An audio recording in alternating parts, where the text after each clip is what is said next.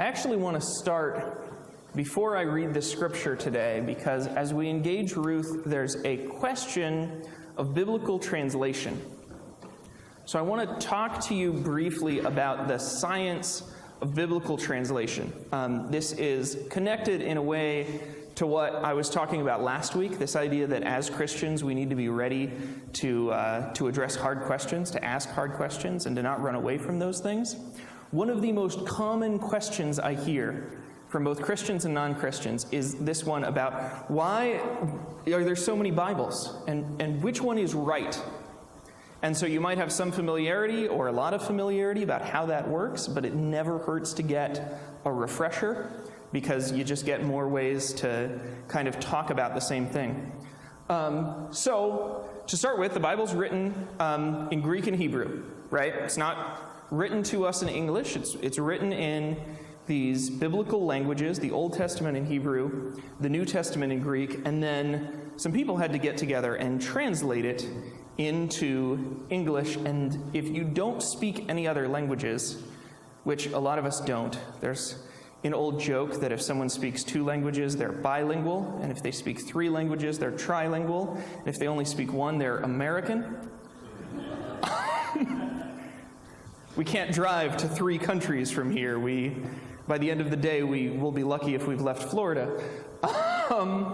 And so I just want to use, some of us know a little Spanish. Do you know a little Spanish? Sí? Muy bien. Sí. Okay, so does anybody know the meaning of this Spanish word, this Spanish phrase? De nada. What does de nada mean? Okay, so I'm hearing some you're welcome, I'm hearing some it's nothing. I think, go ahead to the next slide, I think you're welcome is a pretty good translation, right? If someone tells you gracias, which means thank you, the correct response is de nada, right? You're welcome. It's what you say to thank you, so it's de nada. Unfortunately, the word de means of, and the word nada means nothing. So you could easily make the argument that de nada means of nothing. Go ahead, Jack. Right? Oh, not you're welcome of nothing, right? But either you're welcome or of nothing. You know, oh, thank you very much, of nothing. But that's a little bit wooden. Maybe we want to split the difference so that if you're reading a text that's from Spanish and they might be making some kind of pun on nada, you know, that if you want to kind of get a piece of both its use and its literal meaning, you might split the difference. Go ahead to the next one, Jack. And you get something like this, like it's nothing. I heard some it's nothing, right? Rick said de nada means it's nothing. Or I like it's no problem, right? It's a little more casual. That's something I might really say to someone who says thank you, but it's still got that no in there. But of course the Spanish word problemo isn't really there, just like welcome isn't really there. So there's this spectrum of how kind of informal you're going to be versus how formal you are in your translation of a word like de nada. Same thing happens with the Bible. So we have phrases in the biblical languages. Go ahead to the next one. And they get translated in different ways. They get translated either towards a more readable, more approachable, but honestly pretty changed version of it to kind of, some people use thought for thought as the example, or a dynamic translation. So a lot of children's Bibles do this, right? They take the ideas in Scripture and they adjust them and they make them just easier to read and understand. Or you kind of compromise a little bit and you try to do a little bit of both, which is kind of that it's nothing thing, and you jump in the middle, and you can do that more and less. So the NIV does it a little bit more dynamically. They do it a little bit more informally. They still give you hints at the original Greek and Hebrew meanings, but not, not as close. Or the NRSV, which is what we normally read. I think the CEV is what our children's Bibles are. Some of them are NCV. The NRSV is what we normally read in church. That's more direct, more literal, trying to represent the Greek words before the English meanings. And you really won't see it's nothing. You really won't see people who directly translate, for instance, when Sarah's going to have a baby and she's old, the literal Hebrew says she's full of years. You've got to get something like the Young's literal translation to really see somebody who's going to translate full of years into English directly. And that's better for, verse word study, private, very slow reading. In general, and I have thought bubbles here, I find that they're all good, and it's all the same Bible, right? There's only one Bible in Greek or in Hebrew. It doesn't change. It's not going, there's no controversy over what meanings are in the Bible. There's only controversy over how you translate things like denata. I find that this stuff, we call this dynamic translation, go ahead to the next slide, is better for Hebrew. Hebrew is just a wishier, washier language. You're more likely, there are fewer words in Hebrew, and you're not going to pick the word that has the most precise meaning. You're going to pick the word that rhymes or has the right feel to it. And so I find that the more dynamic you are, the better you are for the Hebrew, which is what the Old Testament is written in. It's also going to be better for young readers. If you're not used to reading, if you don't read a lot, you don't need to have big, complicated words that we don't normally use because they're not, just because they're closer to the meaning of a Greek word. And it's better for reading large passages. If you want to sit down and read an entire book, you probably want a dynamic translation, especially if that book is one of the long ones, like Genesis or Isaiah. On the other hand, over here, these NRSVs and the more direct translations, I like those better for Greek. It's just my personal opinion. Go ahead, Jack. I use them a lot in college ministry and with nerdy people. When skeptics are asking me questions and they're saying, doesn't it say in the Bible that, women are property? I want to get a more direct translation because I want to be close to what the actual original language says rather than what some translator thinks. And it's better for if you're reading a smaller portion, you're reading more carefully. And so hopefully that gives you just some verbiage to kind of talk about these sort of differences. There's also this other question that relates with it of what do we translate? Some words in the biblical languages simply do not have, you can just take it totally off, Jack, simply do not have good English equivalents. It's like one of the classic examples is in the book of Job. God shows up and there's this sea creature of some kind. And it's just like, hey Job, look at this thing. And the English language translators are like, I don't know what that word means. That's a word I've never seen before for a creature that's never been seen before. We're just going to leave what it says in the Bible there, and we're just going to call it Leviathan, right? Because that's just what it says, literally. Or the same thing, Noah made the ark out of gopher wood, right? That actually has nothing to do with the animal, a gopher. Right? And there's no such thing as gopher wood. It just says in Hebrew, gopher. If you were to pronounce it in English, it would make a sound, gopher. So we just yeah, that's the kind of wood. Whatever kind of wood that is in Hebrew, that's the kind of wood Noah used. I don't know what kind that is. So we sometimes transliterate rather than translate. That is, show the sound that it would be to pronounce it out loud. Another big one is names. Biblical names, all of them have meanings. Most of your names have meanings, but they're usually obscure, right? My name Ryan means king, but in old Irish Gaelic. But sometimes we have names that mean things in just regular common speech. Have you ever known somebody to be named something like Grace or Faith? I know somebody named Gracie. There's someone. Basically, all of those names in Hebrew could be translated, and in Greek.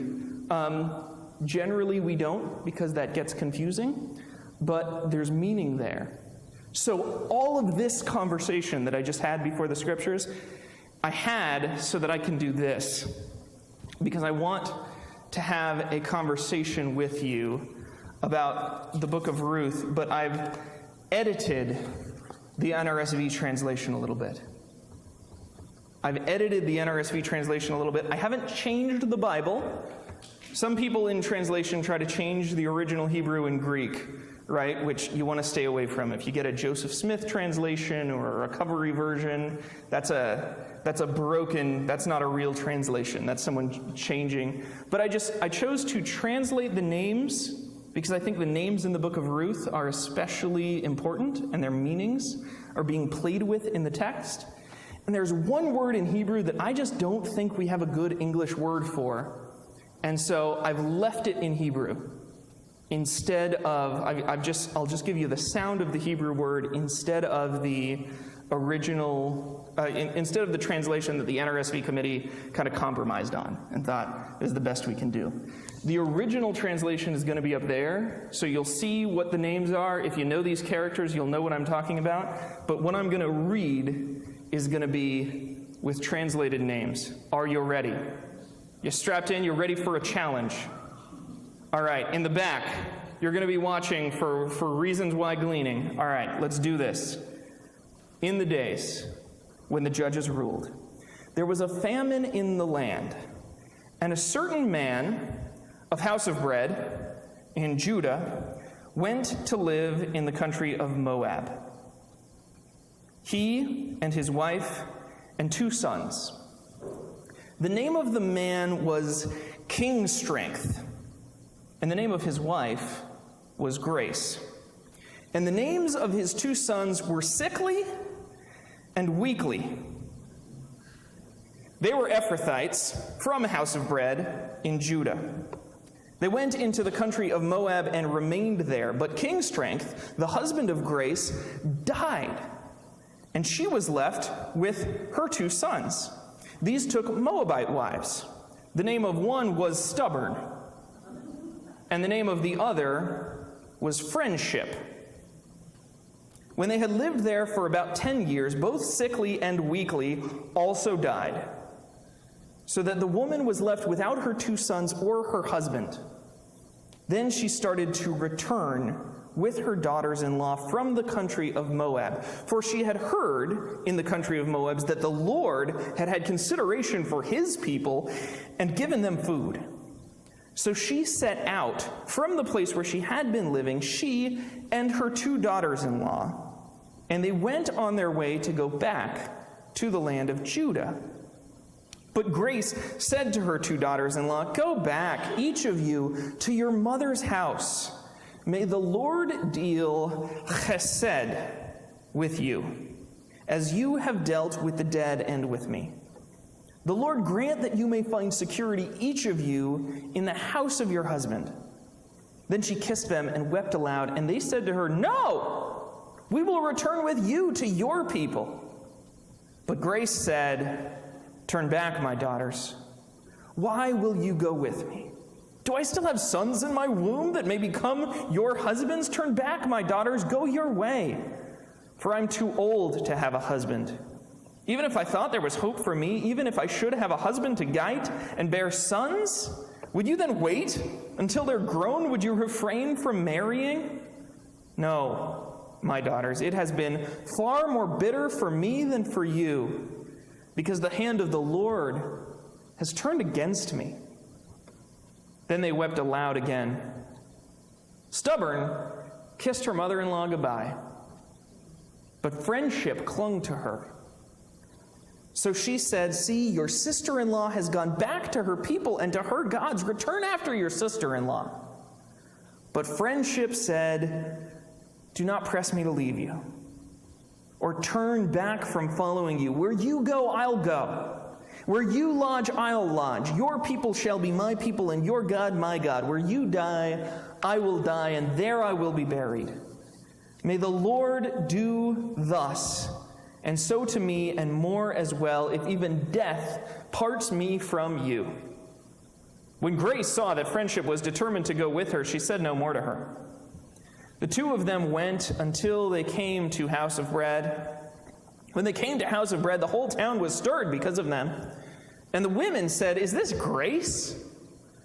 She said to them, "Call me no longer Grace, Call me bitter, for the Almighty has dealt bitterly with me. I went away full, but the Lord has brought me back empty. Why call me grace, when the Lord has dealt harshly with me, and the Almighty has brought calamity upon me? So Grace returned, together with Friendship the Moabite, her daughter-in-law, who came back with her from the country of Moab. They came to House of Bread at the beginning of the barley harvest. Now Grace had a kinsman on her husband's side, a prominent rich man of the family of King Strength, whose name was Strongman. And Friendship the Moabite said to Grace, "Let me go to the field and glean among the ears of grain behind someone in whose sight I may find favor." She said to her, "Go, my daughter." So she went. She came and gleaned in the field behind the reapers. As it happened, she came to the part of the field belonging to Strongman, who was of the family of King Strength. Just then, Strongman came from House of Bread. He said to the reapers, "The Lord be with you." And they answered, "The Lord bless you." Then Strongman said to the servant who was in charge of the reapers, "To whom does this young woman belong?" The servant who was in charge of the reapers answered, "She's the Moabite, who came back with Grace from the country of Moab." She said, "Please let me glean and gather among the sheaves behind the reapers." So she came, and she has been on her feet from early morning until now, without resting, even for a moment. David, that's how long she has. Then Strongman said to Friendship, "Now listen, my daughter. Do not go and glean in another field or leave this one, but keep close to my young women. Keep your eyes on the field that is being reaped and follow behind them. I've ordered the young men not to bother you. If you get thirsty, go to the vessels and drink from what the young men have drawn." Then she fell prostrate with her face to the ground. She said to him, "Why have I found favor in your sight that you should take notice of me when I am a foreigner?" But Strongman answered her, "All that you have done for your mother-in-law Grace since the death of your husband has been fully told to me, and how you left your father and mother and your native land and came to a people you didn't know before. May the Lord reward you for your deeds, and may you have full reward from the Lord, the God of Israel, under whose wings you have come for refuge." Then she said, "May I continue to find favor in your sight, my Lord, for you have comforted me and spoken kindly to your servant, even though I'm not one of your servants." At mealtime, Strongman said to her, "Come here, eat some of this bread, and dip your morsel in the vinegar." So she sat beside the reapers, and he heaped up for her some parched grain, and she ate until she was satisfied. She had some left over. When she got up to glean, Strongman instructed his young men, "Let her glean even among the standing sheaves. Don't reproach her. You must also pull out some handfuls for her from the bundles and leave them for her to glean. Don't rebuke her." So she gleaned in the field until evening. Then she beat out what she had gleaned, and it was about 6.5 gallons of barley. I went ahead and translated that weight and measure for you. She picked it up and came into the town, and her mother-in-law saw how much she had gleaned, and she took out and gave her what was left over, and she herself had been satisfied. And her mother-in-law said to her, "Where did you glean today? Where have you worked? Blessed be the man who took notice of you." So she told her mother-in-law with whom she had worked and said, "The name of the man that I worked with today is Strongman." Then Grace said to her daughter-in-law, "Blessed be he by the Lord, whose HESED has not forsaken the living or the dead." Grace also said to her, "This man is a relative of ours, one of our nearest kin." Then Friendship, the Moabite, said, "He even said to me, 'Stay close by my servants until they've finished all my harvest.'" Grace said to Friendship, her daughter-in-law, It's better, my daughter, that you go out with his young women. Otherwise, you might be bothered in another field." So she stayed close to the young women of strong man, gleaning until the end of the barley and wheat harvests. And she lived with her mother-in-law. The word of the Lord. So it was a very long passage today. I recognize that.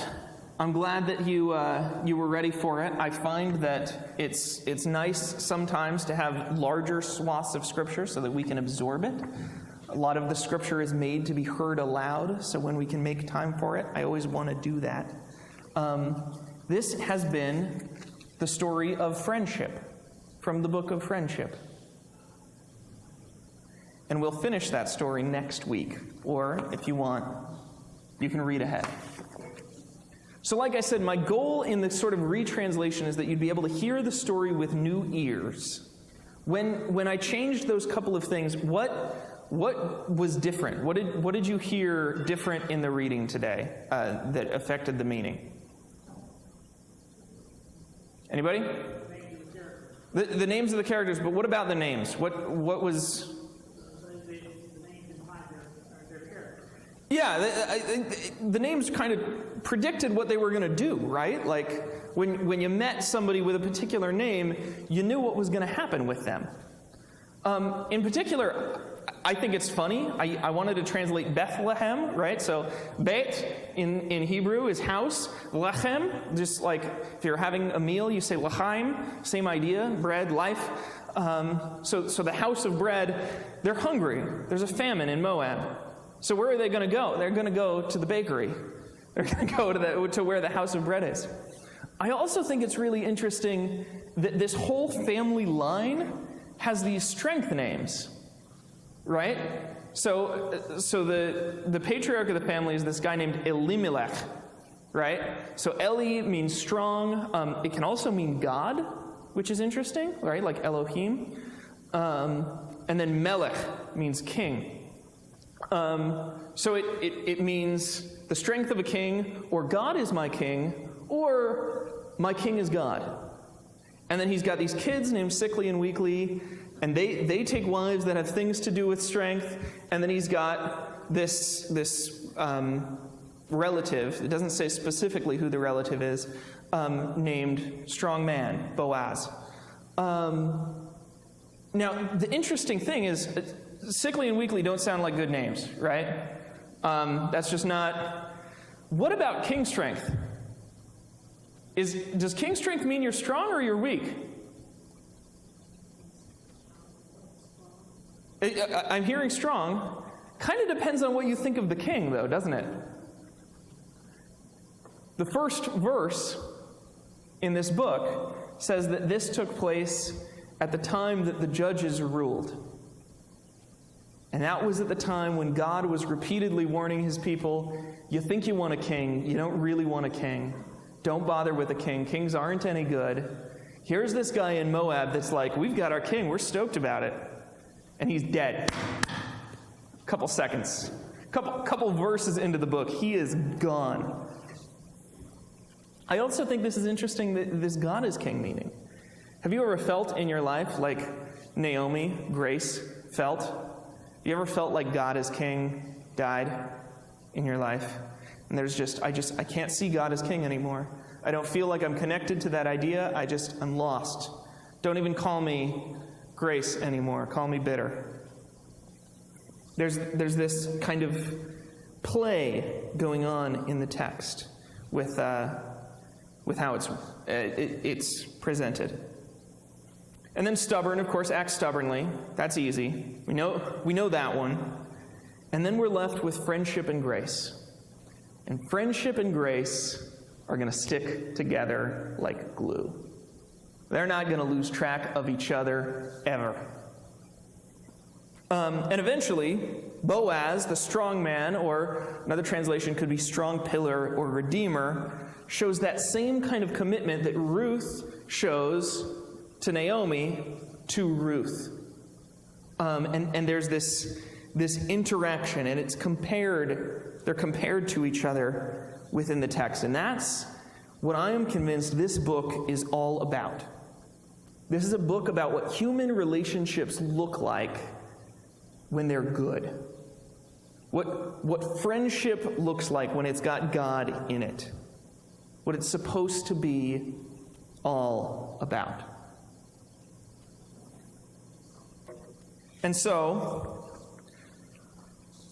that leads us to our untranslated word. Who caught the untranslated word?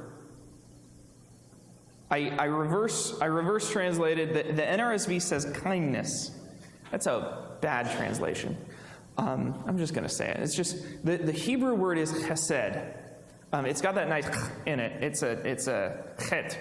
And HESED is the best word in Hebrew. It's very, very important in Old Testament theology. It's very, very important in Jewish teaching and learning. And it's central to the book of Ruth. It's actually used 3 times. It'll be used again in chapter 3 before the book ends. So it's kind of pinned up by these statements of chesed. And chesed is sometimes translated kindness. It's sometimes translated love. And so one of the best translations, if you have an NASB, you'll see loving kindness. Right? It'll kind of do both and make up a new English word and smoosh them together. But sometimes hesed also means commitment. It can mean compassion, and it has an association with covenant, with doing what you say you're going to do. So sometimes it's translated covenant love or covenant faithfulness. Keeping your promises is hesed, is what love or kindness looks like. Doing what you're supposed to be doing. It's a vitally, vitally important word. And so Ruth tells us that is how God is dealing with these people. The text, right? Not the character, not friendship, but the text says God is dealing with these people with chesed. Doesn't always feel like it to them, but he is. And these people are treating each other with hesed. They see God in their treatment of one another. So the same kind of relationship that Ruth has to Boaz, because Boaz does that to Ruth, right? Because of how Ruth treats her mother-in-law, Naomi, which is Boaz's aunt-ish. There's this triangle going on earth, and then God has that same relationship. And so, it's vitally important that we get to understand what that looks like. And so I have a clip to show you. And this clip is going to give us another possible image of chesed. The problem I have is that I'm afraid when we talk about Ruth that it'll make it sound like hesed is something wimpy. And it's super not. Because Ruth is a bastion of the women's Bible study, right? Have any of you, Women's Circle, have you done this? Have you studied Ruth? I'm getting nods in the back more than once, right? It's a book that's named after a woman. We always do it, and then we make it, we talk about it as if it's about finding a husband, right? As if it's about romantic love. And that's in there, but it is one of the 5 central relationships of chesed in the book, right? There's this familial love between strong man and Grace. There's this friendship love between Grace and Mrs. Friendship, Ruth. There's the romantic love between Boaz and Ruth. And then there's the relationship God has to us and the relationship we're supposed to have to God. And all of them have this feature. So I've chosen to pick a stereotypically masculine demonstration of chesed. This is a clip from the movie Tombstone. It's one of my favorite movies. I just want to set the scene for you. Wyatt Earp is a U.S. Marshal. He's a cop. And he is put in charge of the town of Tombstone because Curly Bill Dunn shot the previous sheriff. Right? But Curly's gang, they want run of the town. They don't like lawmen. And so they're shooting things up and they're causing problems. And so Wyatt, and eventually they actually kill Wyatt's brother, Morgan. Wyatt Earp's brother is dead. And so he goes on a vendetta ride. And he deputizes his posse, and in particular, he deputizes his best friend, Doc Holliday, who's a better shot than Wyatt, but who is dying of tuberculosis. He's a sick man. And they go out to bring these people to justice. But all the time, they know that even if they catch Curly, it's only going to make his more dangerous brother mad, Johnny Ringo. And so, with that, I want to present you this movie. I should warn you, this is a Western film, so guns are involved. I've edited out most of the violence, but there's no, blood and so on. But if you're squeamish, feel free to avert your eyes, or if you need to excuse yourself. Violence is a part of our lives, and it is here. Let's go ahead and see if you pay attention to the character dynamics in this scene.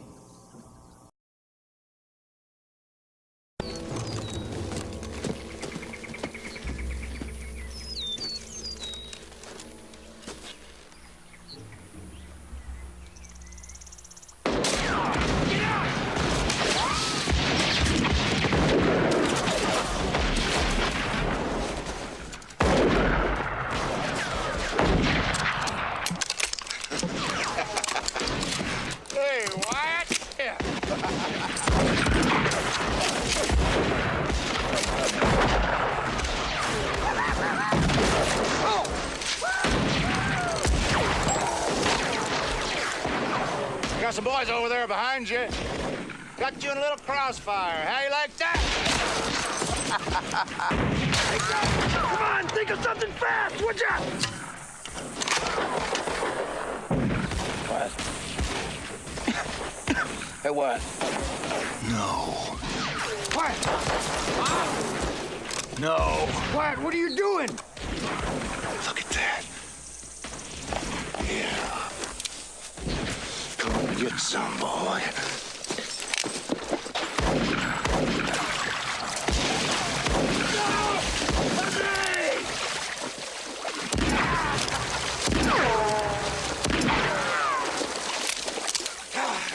No.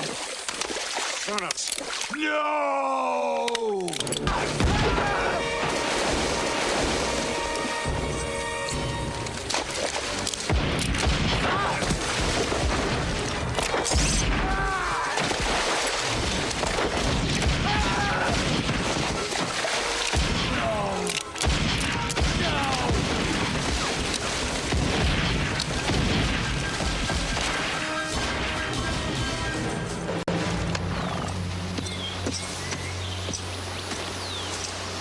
See anything like that before?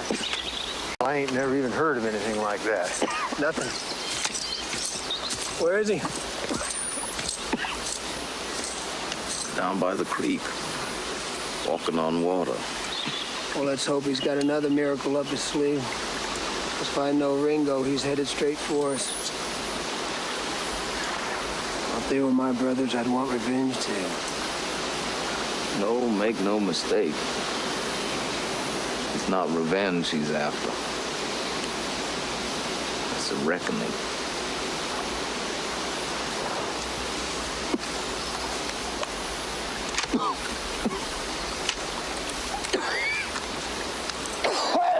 Doc, sorry to be in bed.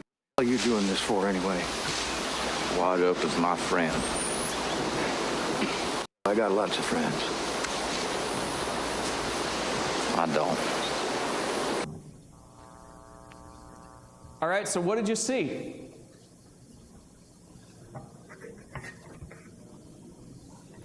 A lot of shooting.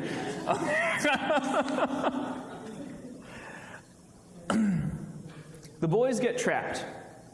The lawmen, the good guys, are surrounded.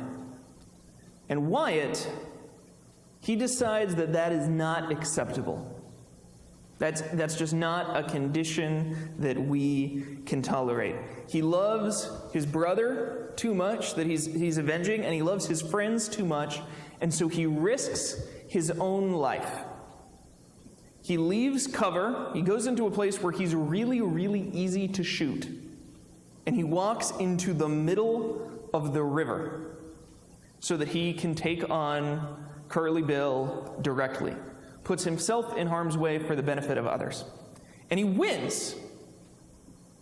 So the dialogue in the story, and this is a strain of the dialogue that goes all the way through the movie if you watch the full-length R-rated version, it compares this action to Jesus. Right? It says, Wyatt's walking on water. And that's compared to Jesus, not because it's violent, right? But because, number one, it's miraculous. And number two, because that is what Jesus does. Right? Jesus stands in the gap. Jesus puts himself in danger, in harm's way for the benefit of others, and he saves. And so the people are talking, and they're like, Wyatt is acting in this way that's just unbelievable. And then on the other end of that, on the other end of this friendship between two straight guys who are just incredibly affectionate, I love this movie for the way it depicts that, right? There's no hint of romance here, but these guys love each other. We see Doc. And Doc is dying. There's no treatment for tuberculosis in the Old West. The best treatment there is to move to Arizona, where it's dry. Right? That's all Doc's got to hope for. And the other friends say, Go home, Doc. You're sick. It's going to get worse next. You don't need to face Ringo. And what does Doc say? He says exactly the same thing Ruth says, doesn't he? Wyatt Earp is my friend. Oh, I got lots of friends. I don't. Sorry, can't do it. Friendship. I have an image I'd like to share with you. This is a screenshot of my computer at home of my friends list. You can see that I have 1,273 friends.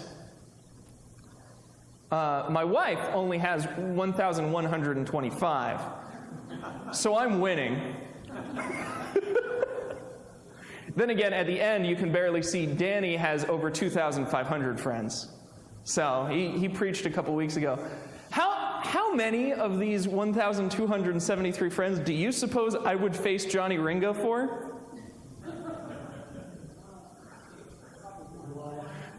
maybe, yeah, probably one. There's at the top of the list there.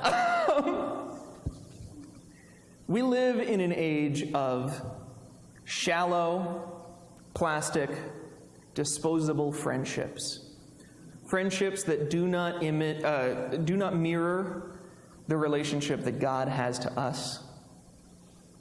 And in days like these, I think we especially need this message of the book of Ruth and an image of what interpersonal relationship could look like when it is filled with the HESED of God. Let's sing together.